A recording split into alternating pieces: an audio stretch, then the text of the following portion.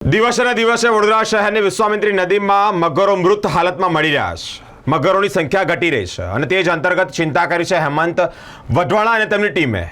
મિત્રો, એક બાજુ વિશ્વામિત્રી નદીને ઊંડી કરવામાં આવી રહી છે, પહોળી કરવામાં આવી રહી છે અને તેનું આજે મોકડ્રીલ થયું. બીજી તરફ એ જ વિશ્વામિત્રી નદીમાંથી મગરો મૃત હાલતમાં મળી રહ્યા છે. હેમંત વઢવાણાએ આ મૃત મગરોને લઈને ચિંતા વ્યક્ત કરી છે. સાથે જ આજે એક મૃત મગરનું રેસ્ક્યુ પણ કર્યું છે.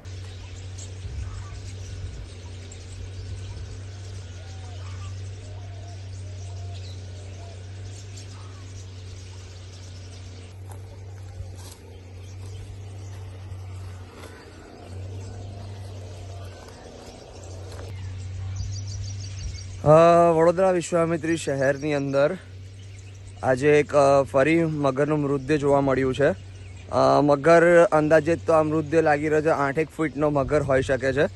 નમસ્કાર વડોદરા, મારું નામ હેમંત કુમાર રાકેશભાઈ વઢવાણા છે. હું NGO ચલાવું છું અને અમારી એક ટીમ છે જેનું નામ હેમંત વઢવાણા ટીમ છે. સંદીપ ગુપ્તા, નીતિન ગુપ્તા દ્વારા જે પરશુરામ ભઠ્ઠા કોટા વિસ્તારની અંદર અમને જાણ કરવામાં આવી હતી કે મગર છે, મગરનું મૃતદેહ છે જે વિશ્વામિત્રીમાં આગળ વહી રહ્યું છે. કયા કારણોસર આ મગરનું મૃત થયું છે તો મગરને કાઢ્યા પછી જ ખબર પડશે.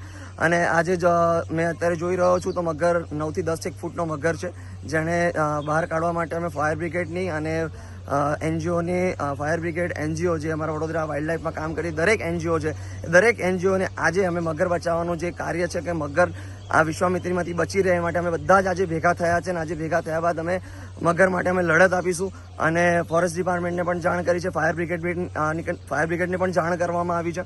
ત્યારબાદ આ મગરનું અમે લોકો બહાર કાઢીને પોસ્ટમોર્ટમ થાય અને આઈએફએસએલ રિપોર્ટ આવે જેટલા જલ્દીમાં જલ્દી એની માટે અમે ફોરેસ્ટ ડિપાર્ટમેન્ટને રજૂઆત કરીશું.